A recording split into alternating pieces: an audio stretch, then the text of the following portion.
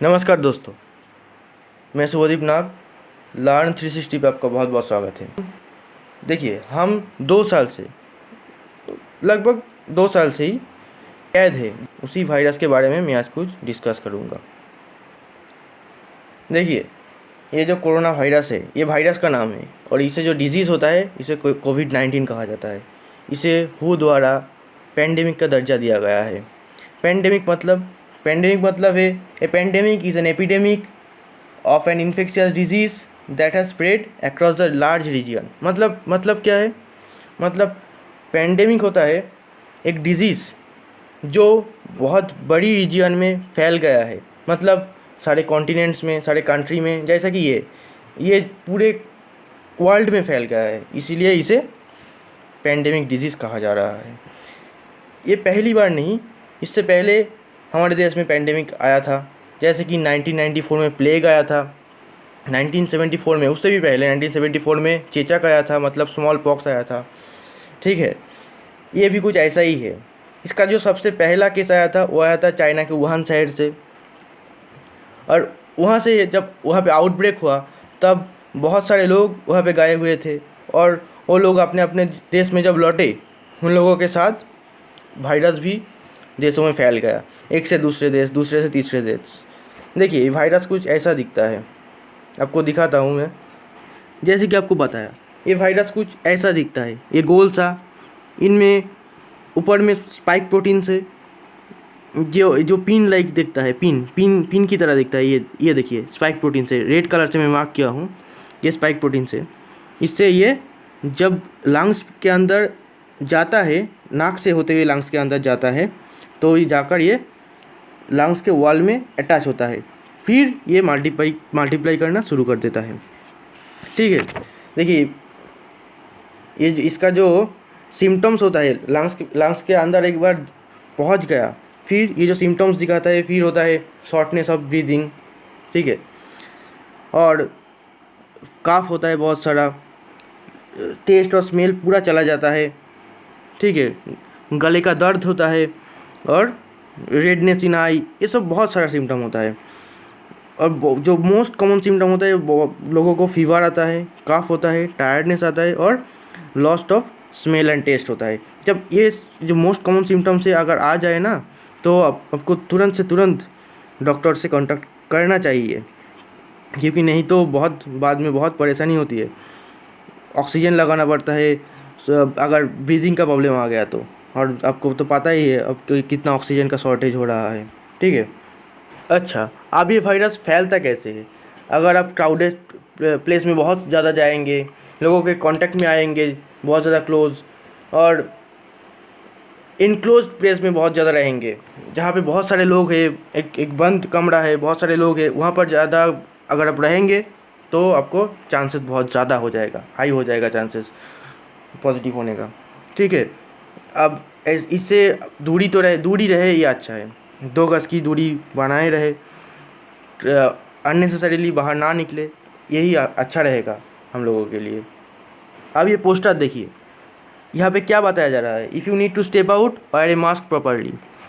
If you show symptoms, isolate immediately. अगर आपको fever आ जाए, काफ हो जाए, तब अच्छा होगा कि आप आइसोलेट हो जाइए, अपने जो फैमिली मेम्बर्स है उससे आइसोलेट हो जाइए, उससे ये फैलने का चांस कम हो जाएगा।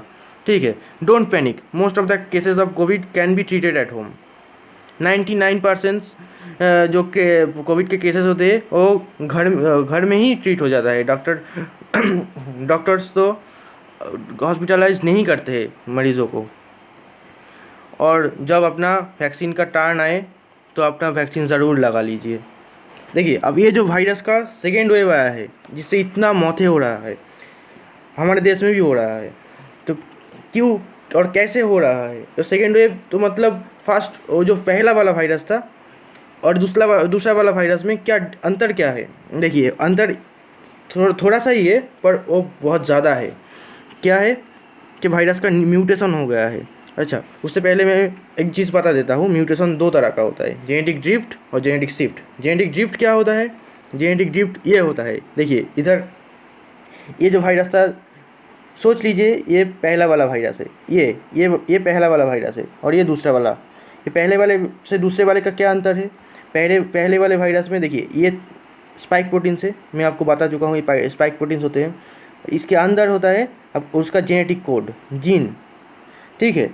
ये पहले वाला वायरस का है। देखिए दूसरे वाले वायरस पे क्या है, स्पाइक प्रोटीन्स जो देखिए ब्लैक कलर का स्पाइक प्रोटीन है, ये दूसरे वाले वायरस पे भी है, पर नया क्या आया है वो ब्लू कलर का स्पाइक प्रोटीन, जिससे कि हमारे जो बॉडी में एंटीबॉडी होते हैं, जो हमारे इम्यून सिस्टम को स्ट्रॉन्ग बनाता है, इम्यूनिटी को बढ़ाता है, उसे वो एंटीबॉडी इस वायरस को रिकॉग्नाइज नहीं कर पाता है, पहचान ही नहीं पाता है इस नई स्पाइक प्रोटीन की वजह से। मतलब अगर 100% पहचान पाता तो 70% पहचान पाता है, 30% नहीं समझ आता है उसे। क्यों नहीं समझ आता है? ये देखिए ये जो जेनेटिक कोड है ये दोनों यहाँ पे भी सेम है, पर ये तीसरा वाला जेनेटिक कोड यहाँ पे थोड़ा डिफरेंट हो गया। ये ब्लू कलर का एक नया कोड आ गया। कैसे आ गया आपको दिखाता हूँ मैं। देखिए सोच लीजिए ये पहले वाले का जेनेटिक कोड है, यहाँ पे GGUAAUCG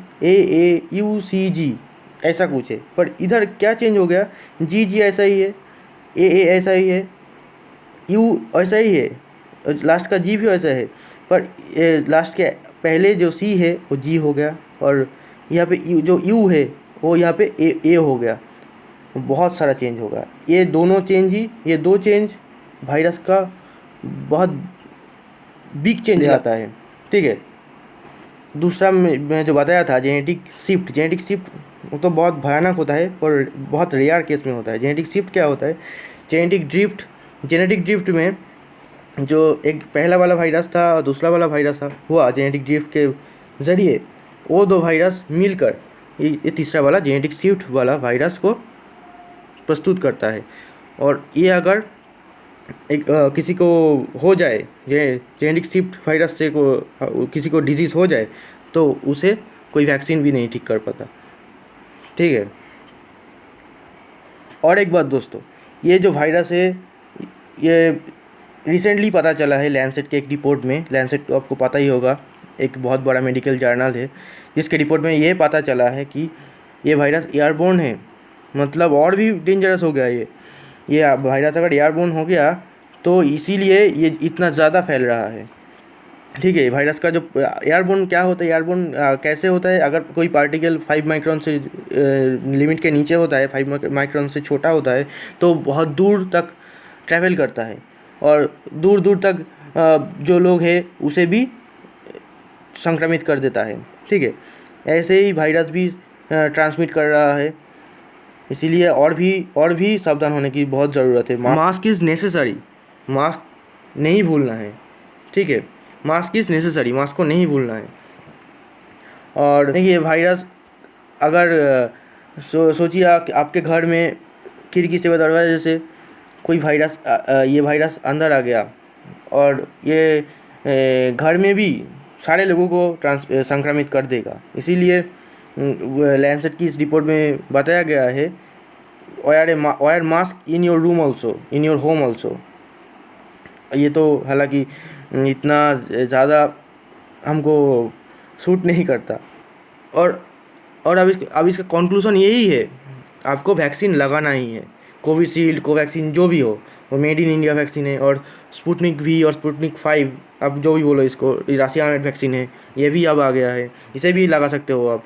ये भी गवर्नमेंट अप्रूव कर दिया है, इसे भी। और जब आपका टर्न आ जाए तो तब ये वैक्सीनेटेड हो जाओ, यही अच्छा है हमारे लिए। अब इससे ही हम जो ट्रांसमिशन का ग्राफ है, इसे थोड़ा सा वैक्सीनेशन से ही हम इसे लिमिट में ला सकते हैं, ठीक है। इससे एक हम्बल रिक्वेस्ट है कि चैनल को सब्सक्राइब कर लीजिए और इसे शेयर भी कर दीजिए, और लाइक करना तो मत भूलना, ठीक है। आई होप कि वीडियो आपको पसंद आया होगा। मिलता हूँ आपको next time. Till then thank you very much. इसी नोट पे वीडियो को मैं एंड करता हूँ।